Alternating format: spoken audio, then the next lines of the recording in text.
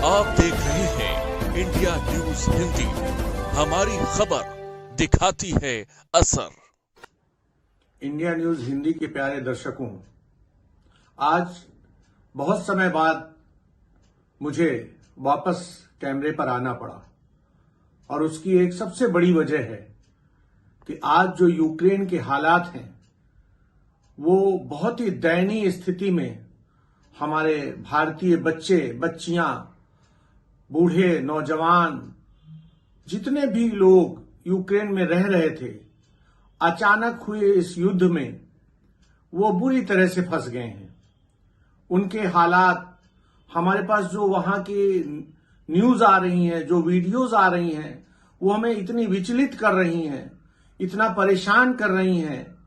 वो बच्चे जो -5 डिग्री, -10 डिग्री टेम्परेचर में रोडों पर पड़े हुए हैं, बर्फबारी हो रही है। मैंने बहुत सारी वीडियोज में देखा कि बर्फबारी हो रही है और वो बच्चे किसी तरह यूक्रेन छोड़ करके आसपास के मुल्कों में जाना चाहते हैं। और ऐसे में मैंने ऐसी भी वीडियोज देखी जिनमें बच्चे इस सरकार से, यानी भारत सरकार से, हमारे माननीय यशस्वी प्रधानमंत्री श्री नरेंद्र मोदी जी से बहुत अपेक्षा रखते हैं कि उनको अगर कोई निकाल सकता है तो माननीय इस भारत देश के जो माननीय यशस्वी प्रधानमंत्री जी हैं, श्री नरेंद्र मोदी जी, वो निकाल सकते हैं। लेकिन आज हालात बहुत बुरे हैं और वो ये कह रहे हैं, हमने उन्हें कहते हुए सुना है कि हमारे देश की एम्बेसी कुछ नहीं कर रही है, हमारे देश की सरकार कुछ नहीं कर रही है। हम जिस माननीय प्रधानमंत्री जी के भरोसे पर, जिस सरकार के भरोसे पर हम यूक्रेन में पढ़ने आए थे, हम यूक्रेन में रह रहे थे और जिस तिरंगे के बल पर हमको ये कहा गया था कि दुनिया में कहीं पर भी जाओ, और ऐसा हमारा भी मानना था कि वो बच्चे ये कह रहे हैं कि ऐसा हमारा भी मानना था कि हम तिरंगा लेकर के कहीं पर भी जाएंगे तो हमारे साथ कोई दुर्व्यवहार नहीं होगा और हमें हर देश सपोर्ट करेगा और हमें हर देश में शरण मिल जाएगी। लेकिन आज यूक्रेन के हालात बद से बदतर हो चुके हैं। 24-24, 48-48 घंटे हो जा रहे हैं। हमारे बच्चे भूखे प्यासे रोडों पर हैं, बॉर्डर्स पर हैं। बॉर्डर्स पर हमने खुद देखा, रोमानिया के बॉर्डर्स पर हमने कुछ ऐसे वीडियोस देखे कि रोमानिया के बॉर्डर्स पर जो है रोमानी सैनिक जो है उन्हें लातों से मार रहे हैं, हमारी बच्चियों को उठा ले जा रहे हैं। इस पर वहां के बच्चे हमें वीडियोस बना बना के भेज रहे हैं। यूक्रेन के हालात इतने खराब हैं और हमारे यहाँ इतने बड़े बड़े मीडिया घराने जो अपने आप को विश्व के बड़े बड़े चैनल होने का दावा करते हैं, बड़ी बड़ी बातें करते हैं कि हमसे तेज कोई नहीं है, हमसे अच्छा कोई नहीं है, वो सारे मीडिया घराने आज यूक्रेन के हालात पर चुप हैं। ये क्या हो रहा है? हमारे माननीय प्रधानमंत्री जी से मैं हाथ जोड़ करके करबद्ध निवेदन करता हूं कि जो यूक्रेन में बच्चे और बच्चियां जो हमारे पढ़ने गए थे, जो हमारे इस देश का भविष्य है, जो जाकर के वहां पर पढ़ने गए थे, आज वो बच्चे बच्चियां फंसे हुए हैं। आप अगर उन्हें एयर से नहीं ला सकते हैं, हवाई जहाज से नहीं ला सकते हैं, आपको बाई एयर लाने में प्रॉब्लम है, अगर वहां के हवाई अड्डे बंद हैं और हवाई सेवाएं बंद हैं, तो कम से कम आप तो ये कहते हैं हमारे माननीय प्रधानमंत्री जी कि दुनिया के तमाम देश हमारी देश का सम्मान करते हैं, हमारे माननीय प्रधानमंत्री जी का सम्मान करते हैं, उनकी एक बात पर पूरे दुनिया के तमाम मुल्क खड़े हो जाते हैं। तो आज हमारे माननीय प्रधानमंत्री जी को ये चाहिए कि वो जो आसपास यूक्रेन के जितने भी मुल्क हैं, जो जिनसे हमारे अच्छे संबंध हैं, हमारे तो रशिया से भी अच्छे संबंध हैं, हमारे तो और रोमानिया से भी अच्छे संबंध हैं, इवन हमारे जितने भी कंट्रीज हैं ऑल ओवर वर्ल्ड, उन सब से हमारे बहुत अच्छे संबंध हैं। तो क्यों नहीं हमारे प्रधानमंत्री जी या हमारे विदेश मंत्री जयशंकर जी, जो अपने आप में खुद बहुत काबिल इंसान हैं, वो तो ऑलरेडी जो है विदेश सचिव रह चुके हैं, वो तो विदेश सर्विस के हैं, उन्हें तो विदेशी हालात के बारे में बहुत अच्छी तरह से पता है, तो फिर आज वो क्यों कुछ नहीं कर पा रहे हैं? कम से कम उन्हें बाई एयर नहीं ला सकते हैं, तो कम से कम उन बच्चों को, हमारे जो भारतीय नागरिक, हमारे जो बच्चे, हमारे जो बच्चियां वहां पर आज मरने के हालात पर हैं, मरने की कगार पे पड़े हैं,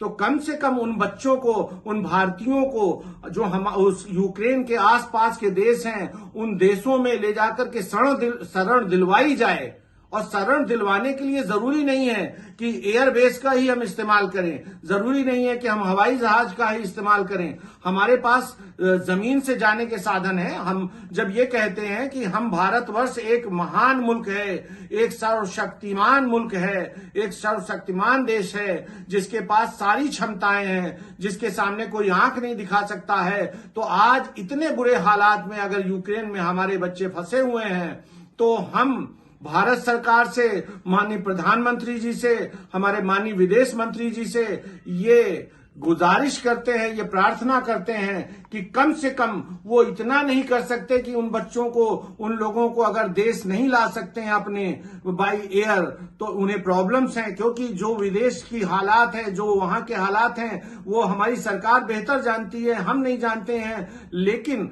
सरकार कम से कम ये तो कर सकती है कि आसपास के मुल्कों में हमारे उन बच्चों को, बच्चियों को शरण दिलवाएं, वहां पर रखें, उन्हें वहां पर शेल्टर दिलवाएं, और उसके बाद जब हालात सामान्य हो जाएं तो वो यूक्रेन में रहना चाहें तो हमारे बच्चों को वापस यूक्रेन में रखें, और हमारे बच्चे वापस अगर इंडिया आना चाहते हैं, अपने देश आना चाहते हैं, तो उन्हें भारत लाएं। आपको इसके साथ जो मैं वीडियोस दूंगा, जो अभी वीडियोस हमारे इस बात करने के बाद चलेगी, तो आप सब उसे देखें और ये हालात देखें कि यूक्रेन में क्या बुरे हालात हैं, किस बुरे हालात से हमारे बच्चे वहां गुजर रहे हैं, बच्चियां हमारे किस बुरे हालात में वहां पर, क्या इन्हीं दिनों के लिए हमने उन्हें वहां भेजा था? क्या हमें सरकार से ऐसी ही उम्मीद रखनी चाहिए कि जब हमारे बच्चे, हमारे नागरिक, हमारे देश के नागरिक किसी दूसरे देश में फंस जाएं और वहां युद्ध शुरू हो जाए अचानक, तो हम हाथ पे हाथ धरे बैठे रहें? या हम ये असहाय से हम वो छोटे मोटे देश नहीं है कि हम असहाय हो जाएं। हमारे पास बड़ी ताकत है, हमारी तरफ तमाम मुल्क जो दुनिया के हैं वो हमारी तरफ बड़े आशा भरी नजरों से देखते हैं, और आज हमारे ही मुल्क के जो बच्चे, बच्चियां, लोग, बूढ़े, जवान, मैंने देखा वो लंगर खा रहे हैं गुरुद्वारों में। वो तो वैसे ही हालात मुझे दिख रहे हैं जैसे यहां पर देश में हालात हो रहे थे, जब बंद का कहीं माहौल होता है, जब कहीं धरना प्रदर्शन का माहौल होता है, जब उन्हें खाना नहीं मिलता है, जब कहीं अकाल के कोरोना में जैसे हालात हुए थे, कोरोना में लोग जा करके गुरुद्वारों में लंगर छक रहे थे, लंगर उनका चल रहा था तो उससे उनका पेट भर रहा था। ये ही हालात वहां पर हैं, और वहां पर बहुत सारे गुरुद्वारे नहीं हैं, हर जगह गुरुद्वारे नहीं है कि हर कोई जाकर के वहां लंगर। मैंने देखा 48 घंटे से बच्चों ने कुछ खाया नहीं, 24 घंटों से पानी नहीं पिया। ये बहुत बुरे हालात हैं। मैं एक बार फिर माननीय प्रधानमंत्री जी से, माननीय विदेश मंत्री जी से, अपने देश के वो तमाम जो जिम्मेदार राजनेता हैं,